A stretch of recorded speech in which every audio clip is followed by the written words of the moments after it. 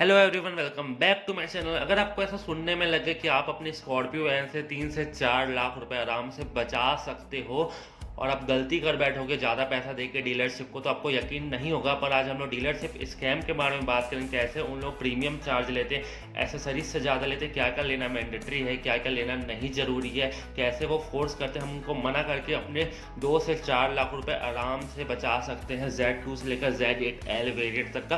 तो ये वीडियो पूरे ऑल वेरिएंट्स के लिए होने वाला है। अगर आपने स्कॉर्पियो ले लिया तो भी आप देख लेना, अगर आपने अभी तक नहीं लिया तो सावधान हो जाइए। आप ये वीडियो जरूर देखना, आपको पूरा समझ आ जाएगा और आप अपने कुछ पैसे और बहुत सारे पैसे आराम से बचा सकते हो।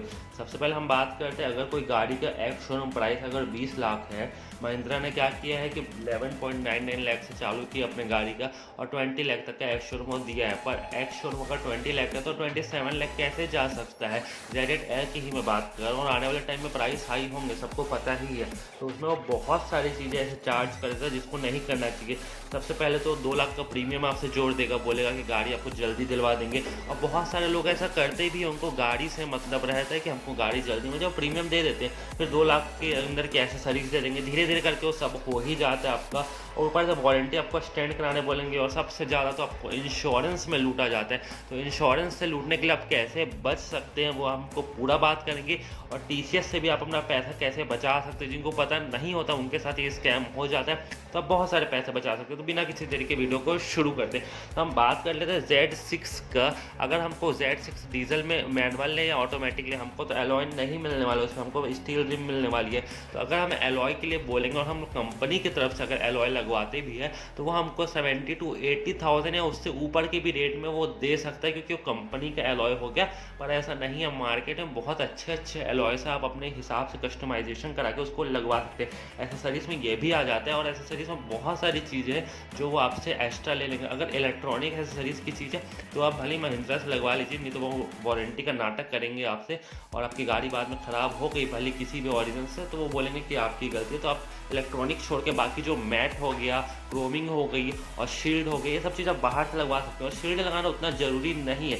और सबसे ज़्यादा लूटा जाता है सिरेमिक कोटिंग और टेफ्लॉन कोटिंग के नाम पे। नॉर्मल सिरेमिक कोटिंग की बात करें स्कॉर्पियो में जितनी बड़ी गाड़ी की, वो मैक्सिमम 30 to 35,000 में अच्छी खासी हो जाएगी, पर कंपनी उसको 50 से 55,000 रुपये लेके जाता है, जो कि बिल्कुल ही गलत चीज़ है। तो ऐसा करके वो आपका बहुत सारा पैसा ले लेता है। फिर बात आती है हमारे इंश्योरेंस की। इंश्योरेंस आपको मिनिमम 70 से लेकर 85,000 के बीच में स्कॉर्पियो एंड Z8L का देखने को मिल जाएगा।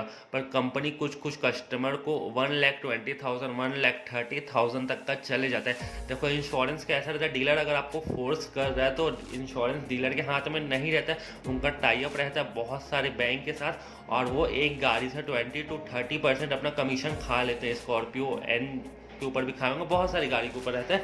तो चाहे तो डीलर का बस इतना ही हक रहता है, वो आपको एक्स शोरूम में गाड़ी दे, चाहे आप इंश्योरेंस बाहर से कराए, रजिस्ट्रेशन बाहर से कराए, वो आपके हाथ में रहता है। तो आप डीलर के इस जाल में मत फंसिएगा। सबसे पहले आपको एक ट्रिक लगाने की जरूरत है। आपने अपनी गाड़ी बुक करा दी है तो भूल कर भी उसमें एडवांस पे मत करना। वो आपको ऐसा ज़रूर बोलेंगे कि आप एडवांस दे दीजिए, हम आपकी गाड़ी जल्दी लाने की कोशिश करेंगे, पर ऐसा कुछ भी नहीं होता है। वो गाड़ी आपकी उतने ही टाइम पे आएगी जब तक आप प्रीमियम नहीं देंगे। प्रीमियम भी सब में अप्लाई नहीं होता। प्रीमियम ऐसा रोल प्ले करता है जिसने बहुत सारी बेफिजूल की बुकिंग करा ली है और उसको गाड़ी नहीं लेना है, उसको बस अपना चार्जेस खाने हैं, तो डीलर से कांटेक्ट करता है मेरी गाड़ी को निकाल दीजिए। तो उस वजह से डीलर आपको गाड़ी जल्दी दे सकता है और डीलर आपसे एक्स्ट्रा पैसे ले लेगा, इस तरीके से। और बाकी डीलर आपको अपग्रेड करने के लिए फोर्स कर सकता है Z8 से Z8L में।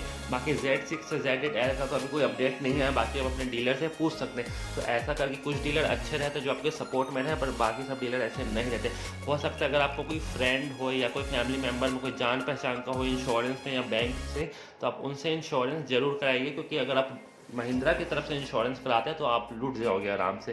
बस हर जगह की बात नहीं कर रहा मैं, कुछ कुछ जगह की ही बात कर रहा। उसके बाद TCS क्या होता है, TCS का बहुत लोगों को नहीं पता रहता, ये 1% लगता है और ये 1 मंथ के अंदर आपको रिफंड भी हो जाता है। अगर आप गवर्नमेंट जॉब में है तो आपको फॉर्म भरना पड़ता है टैक्स का कुछ।